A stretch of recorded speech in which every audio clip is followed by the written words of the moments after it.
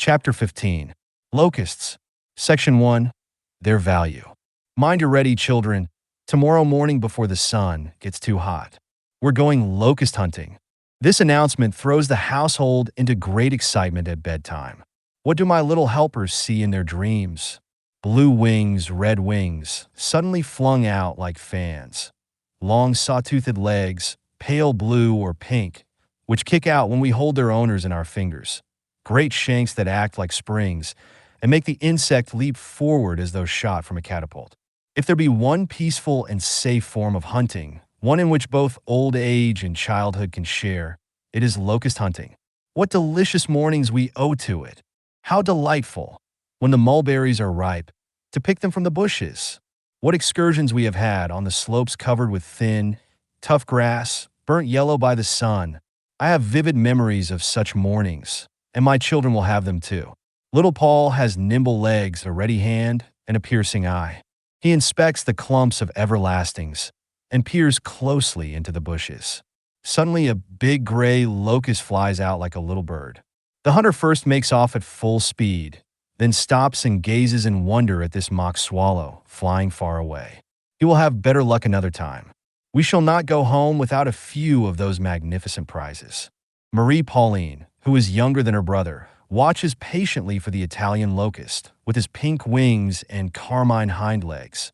But she really prefers another, the most ornamented of them all. Her favorite wears a St. Andrew's cross on the small of his back, which is marked by 4 white, slanting stripes. He wears 2 patches of green, the color of verdigris on bronze. With her hand raised in the air, ready to swoop down, she approaches very softly, stooping low. Whoosh! That's done it. The treasure is quickly thrust headfirst into a paper funnel and plunges with one bound to the bottom of it. One by one our boxes are filled. Before the heat becomes too great to bear, we are in possession of a number of specimens. Imprisoned in my cages, perhaps they will teach us something. In any case, the locusts have given pleasure to 3 people at a small cost. Locusts have a bad reputation, I know. The textbooks describe them as noxious. I take the liberty of doubting whether they deserve this reproach, except, of course, in the case of the terrible ravagers who are the scourge of Africa and the East. Their ill repute has been fastened on all locusts, though they are, I consider, more useful than harmful. As far as I know, our peasants have never complained of them. What damage do? They nibble the tops of the tough grasses which the sheep refuses to touch. They prefer the thin, poor grass to the fat pastures. They browse on barren land that can support none but them. They live on food that no stomach but theirs could use. Besides, by the time they frequent the fields, the green wheat, the only thing that might tempt them, has long ago yielded its grain and disappeared. If they happen to get into the kitchen gardens and take a few bites, it is not a crime. A man can console himself for a piece bitten out of a leaf or 2 of salad. To measure the importance of things by one's own turnip patch is a horrible method. The short-sighted man would upset the order of the universe rather than sacrifice a dozen plums. If he thinks of the insect at all, it is only to kill it. And yet, think what the consequences would be if all the locusts were killed. In September and October, the turkeys are driven into the stubble, under charge of a child armed with 2 long reeds. The expanse over which the gobbling flock slowly spreads is bare, dry, and burnt by the sun. At the most, a few ragged thistles raise their heads. What do the birds do in this famine-stricken desert? They cram themselves that they may do honor to the Christmas table. They wax fat. Their flesh becomes firm and good to eat. And pray, what do they cram themselves with? With locusts. They snap them up, one here, one there, till their greedy crops are filled with the delicious stuffing, which costs nothing, though its rich flavor will greatly improve the Christmas turkey. When the guinea fowl roams about the farm, uttering her rasping cry, what is it she seeks? Seeds, no doubt, but above all locusts, which puff her out under the wings with a pat of fat, and give a better flavor to her flesh. The hen, too, much to our advantage, is just as fond of them. She well knows the virtues of that dainty dish, which acts as a tonic and makes her lay more eggs. When left at liberty, she rarely fails to lead her family to the stubble fields, so that they may learn to snap up the nice mouthful skillfully. In fact, Every bird in the poultry yard finds the locust a valuable addition to his bill of fare. It is still more important outside the poultry yard. Any who is a sportsman and knows the value of the red-legged partridge, the glory of our southern hills, should open the crop of the bird he has just shot. He will find it 9 times out of 10 more or less crammed with locusts. The partridge dotes on them, preferring them to seeds as long as he can catch them. This highly flavored, nourishing fare would almost make him forget the existence of seeds, if it were only there all the year round. The wheat ear, too, who is so good to eat, prefers the locust to any other food. And all the little birds of passage which, when autumn comes, call a halt in Provence before their great pilgrimage, fatten themselves with locusts as a preparation for the journey. Nor does man himself scorn them. An Arab author tells us, "Grasshoppers," he means locusts, "are of good nourishment for men and camels. Their claws, wings, and head are taken away, and they are eaten fresh or dried, either roast or boiled, and served with flesh, flour, and herbs. Camels eat them greedily, and are given them dried or roast, heaped in a hollow between 2 layers of charcoal. Thus also do the Nubians eat them." Once, when the Caliph Omar was asked if it were lawful to eat grasshoppers, he made answer, "Would that I had a basket of them to eat." Wherefore, from this testimony, it is very sure that, by the grace of God, grasshoppers were given to man for his nourishment. Without going as far as the Arab, I feel prepared to say that the locust is a gift of God to a multitude of birds. Reptiles also hold him in esteem. I have found him in the stomach of the eyed lizard, and have often caught the little gray lizard of the walls in the act of carrying him off. Even the fish revel in him, when good fortune brings him to them. The locust leaps blindly and without definite aim. He comes down wherever he is shot by the springs in his legs. If the place where he falls happens to be water, a fish gobbles him up at once. Anglers sometimes bait their hooks with an especially attractive locust. As for his being fit nourishment for man, except in the form of partridge and young turkey, I am a little doubtful. Omar, the mighty caliph who destroyed the library of Alexandria, wished for a basket of locusts. It is true, but his digestion was evidently better than his brains. Long before his day, St. John the Baptist lived in the desert on locusts and wild honey. But in his case, they were not eaten because they were good. Wild honey from the pots of the mason bees is very agreeable food, I know. Wishing to taste the locust also, I once caught some, and had them cooked as the Arab author advised. We, all of us, big and little, tried the queer dish at dinner. It was much nicer than the cicadee praised by Aristotle. I would go to the length of saying it is good, without, however, feeling any desire for more. Section 2. Their musical talent. The locust possesses musical powers wherewith to express his joys. Consider him at rest, blissfully digesting his meal and enjoying the sunshine. With sharp strokes of the bow, 3 or 4 times repeated with a pause between, he plays his tune. He scrapes his sides with his great hind legs, using now one, now the other, and now both at a time. The result is very poor, so slight indeed that I am obliged to make use of little Paul's sharp ear to make sure that there is a sound at all. Such as it is like the squeaking of a needlepoint pushed across a sheet of paper. There you have the whole song, which is very nearly silent. We can expect no more than this from the locust's very unfinished instrument. There is nothing here like the cricket's toothed bow and sounding board. The lower edge of the wing cases is rubbed by the thighs, but though both wing cases and thighs are powerful, they have no roughness to supply friction, and there is no sign of teeth. This artless attempt at a musical instrument can produce no more sound than a dry membrane will emit when you rub it yourself. And for the sake of this small result, the insect lifts and lowers its thigh in sharp jerks, and appears perfectly satisfied. It rubs its sides very much as we rub our hands together in sign of contentment, with no intention of making a sound. That is its own particular way of expressing its joy in life. Observe the locust when the sky is partly covered with clouds, and the sun shines only at times. There comes a rift in the clouds. At once the thighs begin to scrape, becoming more and more active as the sun grows hotter. The strains are brief, but they are repeated as long as the sunshine continues. The sky becomes overcast. Then and there the song ceases, but is renewed with the next gleam of sunlight, always in brief outburst. There is no mistaking it. Here, in these fond lovers of the light, we have a mere expression of happiness.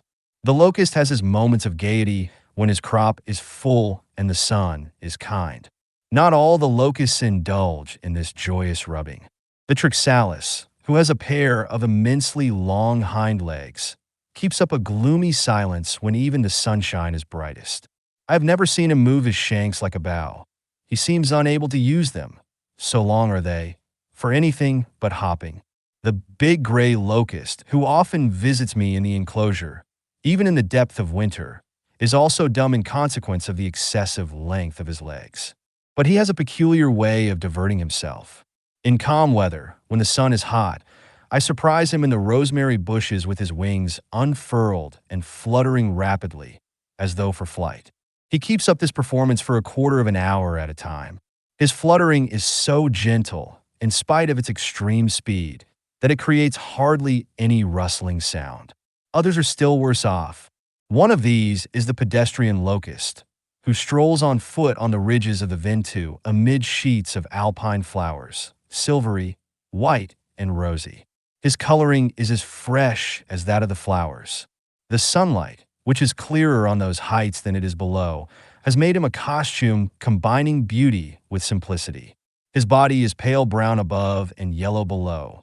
His big thighs are coral red, his hind legs a glorious azure blue, with an ivory anklet in front. But in spite of being such a dandy, he wears too short a coat. His wing cases are merely wrinkled slips, and his wings no more than stumps. He is hardly covered as far as the waist.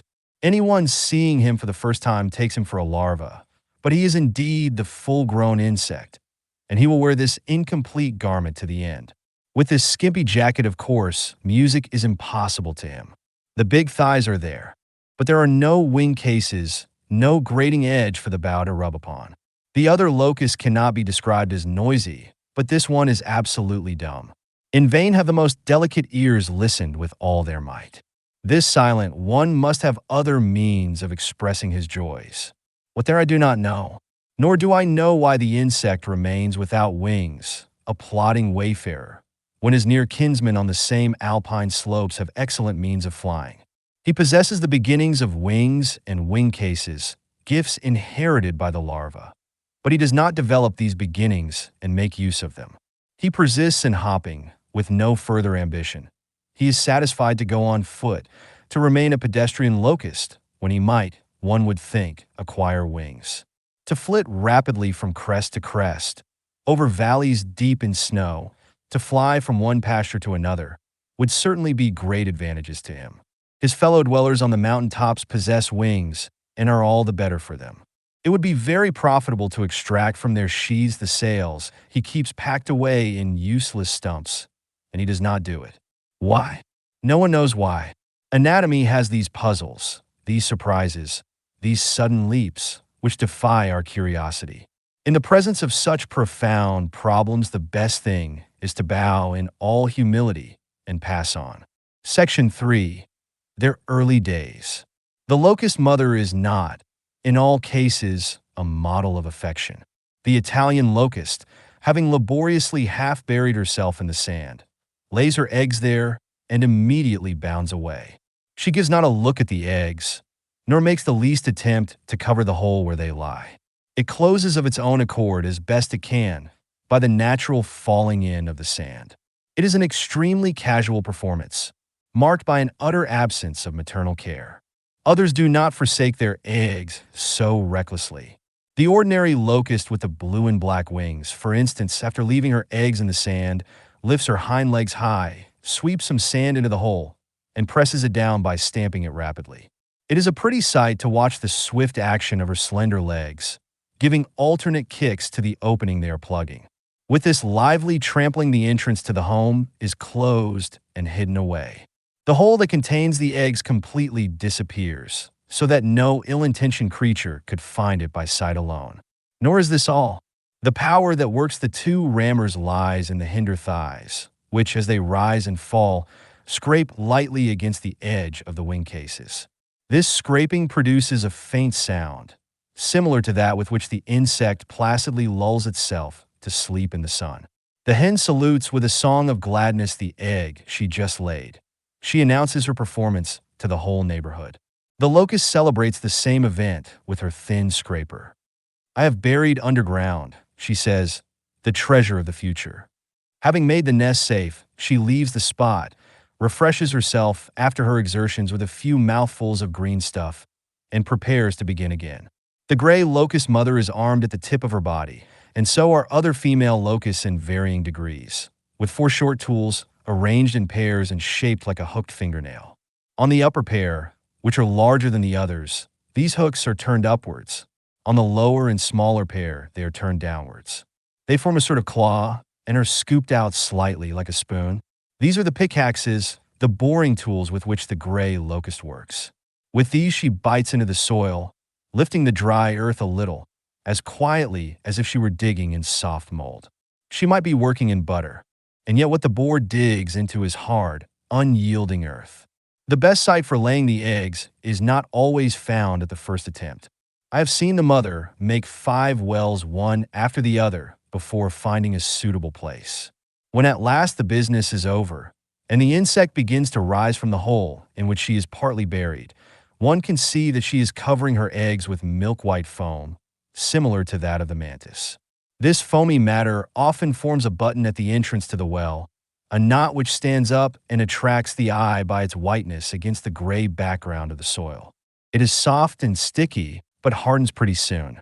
When this closing button is finished, the mother moves away and troubles no more about her eggs, of which she lays a fresh batch elsewhere after a few days.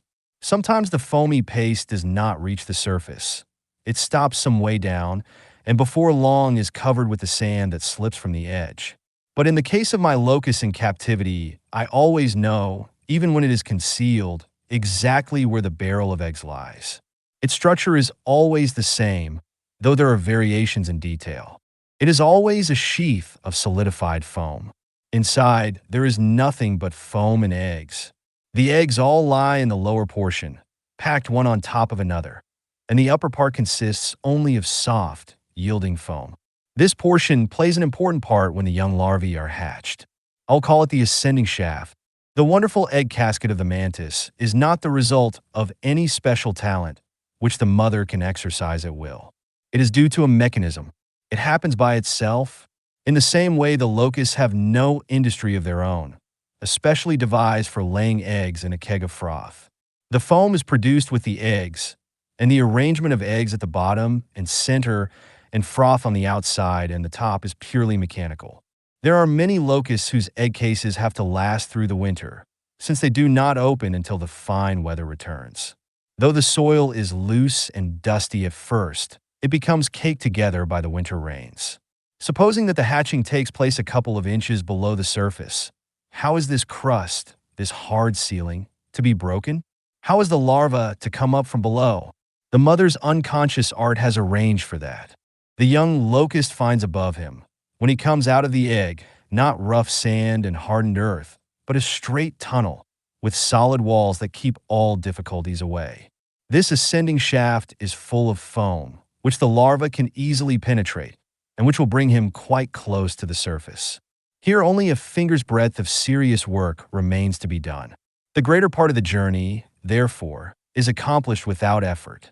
Though the locust's building is done quite mechanically, without the least intelligence, it is certainly singularly well devised. The little creature has now to complete his deliverance. On leaving his shell, he is of a whitish color, clouded with light red. His progress is made by worm-like movements, and so that it may be as easy as possible, he is hatched like the young grasshopper in a temporary jacket which keeps his antennae and legs closely fixed to his body. Like the white-faced Decticus, he keeps his boring tool at his neck. Here there is a kind of tumor that swells and subsides alternately and strikes the obstacle before it as regularly as a piston. When I see this soft bladder trying to overcome the hardness of the earth, I come to the unhappy creature's aid and damp the layer of soil. Even then the work is terribly hard. How it must labor, the poor little thing. How it must persevere with its throbbing head and writhing loins. before it can clear a passage for itself. The wee mite's efforts show us plainly that the journey to the light of day is an enormous undertaking, in which the greater number would die, but for the help of the exit tunnel, the mother's work. When the tiny insect reaches the surface at last, it rests for a moment to recover from all that fatigue. Then suddenly the blister swells and throbs, and the temporary jacket splits. The rags are pushed back by the hind legs, which are the last to be stripped. The thing is done. The creature is free, pale in coloring as yet, but possessing its final form as a larva.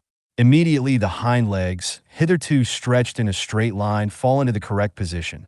The legs fold under the great thighs, and the spring is ready to work. It works, little Locust makes his entrance into the world, and hops for the first time. I offer him a bit of lettuce the size of my fingernail. He refuses it. Before taking nourishment, he must first mature and grow in the sun. Section 4.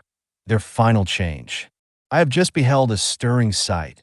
The last change of a locust, the full-grown insect emerging from his larval skin. It is magnificent.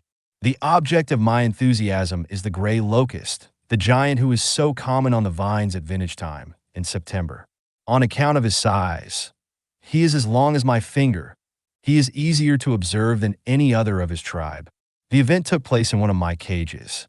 The fat, ungraceful larva, a rough sketch of the perfect insect, is usually pale green, but some are blue-green, dirty yellow, red-brown, or even ashen gray, like the gray of the full-grown locust. The hind legs, which are as powerful as those of mature age, have a great haunch striped with red and a long shank shaped like a two-edged saw.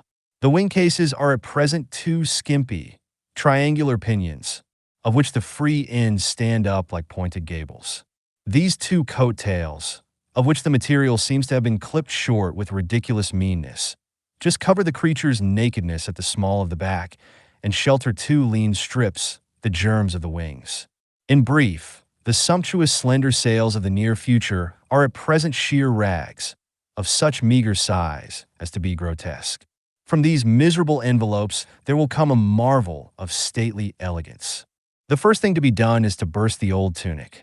All along the corslet of the insect, there is a line that is weaker than the rest of the skin.